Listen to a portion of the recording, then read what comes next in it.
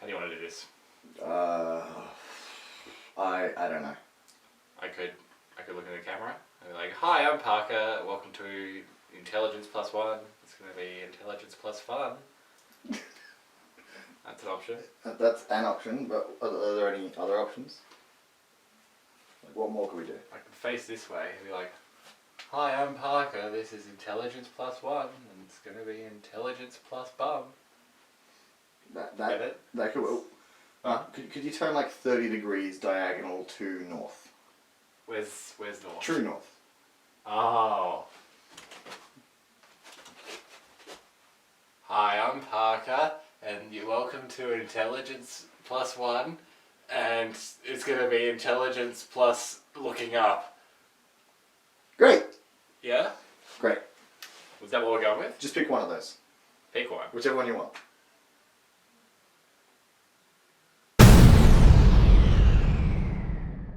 Hi, I'm Parker, and this is Intelligence Plus One, or as I like to think of it, Intelligence Plus A1. I study psychology, and from that I'm going to teach you a little something from my world. In games, like with most things, people seem to have this basic idea that more freedom is better. This is part of the reason that as gaming consoles have gotten more powerful and more money has gone into them, they've had more choices open up and more open worlds appear. Linear arcade experiences have given way to huge open world adventures where you can pick your own side and your own story and do whatever you want. Instinctually, this just makes a lot of sense. If you're making a game, why not let the player just pick an ending? After all, it doesn't take anything away, it just gives the person a little more agency to pick where the story goes and ultimately how things end up. You can keep this argument going. Give some side missions that the player doesn't even have to do if they don't want to. Let them pick up all the collectibles if they want, just add in some more stuff for them to do. In truly open world games like Skyrim and Fallout, you can virtually pick everything, where you want to go, who you want to talk to, who your character is. I mean, the choices are many. And the sandbox formula has been really successful, and it's influenced some of the biggest games of the last few years. So from this information, it seems that more freedom is better. But this assumption ignores one key fact. Making choices is hard. Every choice that you have to make builds up a tiny bit of psychological pressure, because you need to analyze the situation and pick an option. And how you pick that option doesn't really matter. You can do it based on your current mood or to give you the best loot or the best outcome for the story.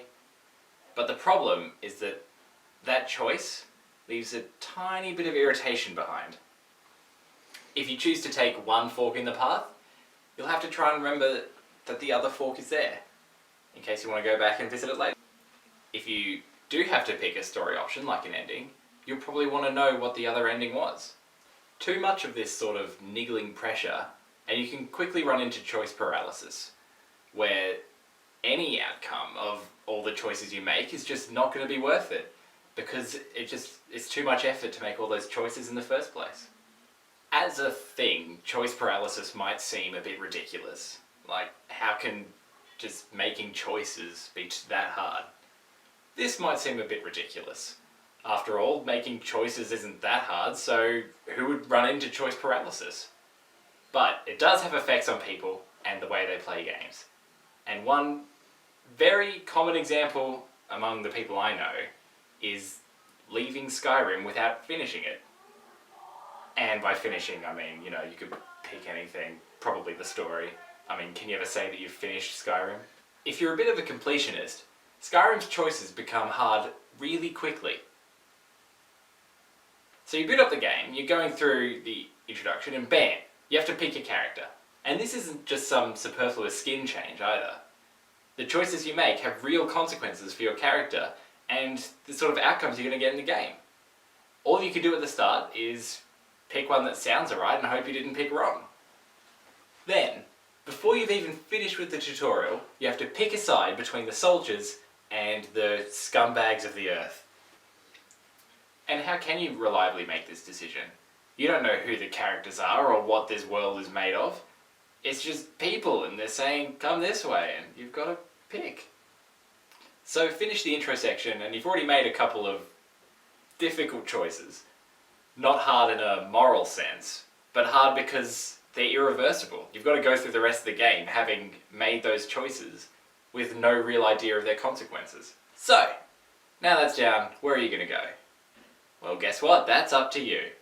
You've got a quest and a bit of a road, and that's about it. You can walk anywhere and talk to anyone. If you do take one of the more conventional paths, you'll end up in a town. And towns are the worst. The problem with towns is they're full of people. And people are worse than towns. Talk to a person and you'll probably get a task. So talk to a town's worth of people and your task list is going to grow like crazy. Some dude wants you to kill a dragon. Kids want to play tag. You can beat up a woman in a bar and become friends with her. It does feel like an open world where everyone has something going on. But that's awful if you want to do everything. Just in Whiterun, you've got a bunch of objectives. Some of them are major missions, some of them are side missions, some of those damn miscellaneous objectives. If by now you haven't experienced choice paralysis and you're still willing to do stuff, you're probably going to go for a mission or an objective or two. And you know what those are going to do? They're going to take you to more towns where there are more people and more objectives. And along the way to that town there are these little dungeon areas with their own enemies and loot that you can leave or come back to later or clear out now. You can find a door that, needs to be picked, and maybe you're not good enough at lockpicking, or you just don't have enough picks at the time, so you have to come back for that. There's things to craft, companions show up, but you can only keep one, so make a choice. Trying to keep track of all these visit later spots and remember that moments is mentally taxing on another level. And it's enough that, for some people, it's just easy to turn off the game for a while. And of course, the longer you're away from the game, the harder it is to get back into it. Because you've forgotten all those things that you were going to remember to do. And you've got no idea of all the things that you're going to do that you were meant to do, that you were supposed to do, and all the choices you've made that you've got to remember which maze you made. So, that's how too much freedom can actually be a bad thing. And that is choice paralysis. And that is Parker. I hope you've learned something today. We've been Intelligence Plus 1. Intelligence Plus A1. Have fun.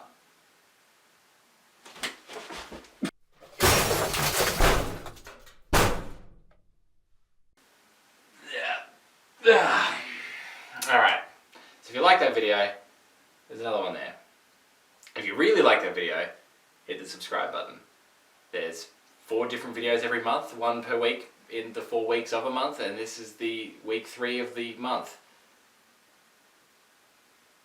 Have a good day.